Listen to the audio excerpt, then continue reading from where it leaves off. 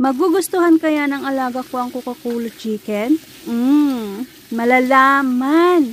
Ayan, what's up mga Frenny? Kumusta po ang lahat? Nang tanungin ko ang alaga ko kung ano ang gusto niyang ulamin mamayang dinner, ang sabi ba naman up to me na daw. Kaya naman naisipan kong magluto ng Coca-Cola chicken. Di pa nila na-try to pero gusto kong subukan ang kapalaran ko sa kanila pagdating sa Coca-Cola chicken.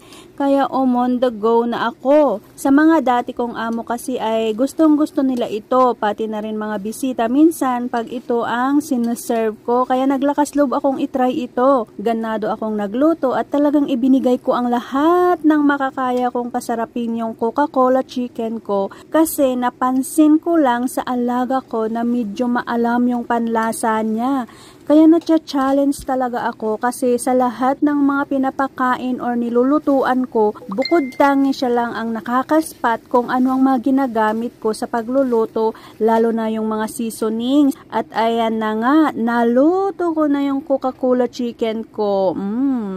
Excited kong pinatikim sa alaga ko at ang hatol. Oh my gosh, yehey! Pasok tayo sa mga Frenny.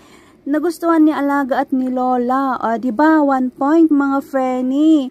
Sa mga ganito lang, magustuhan lang yung luto natin. Ay, napakasaya na natin mga Frenny. Diba? Ang babaw lang ng kaligayahan ba? Ayan, yun lang po. Bye-bye!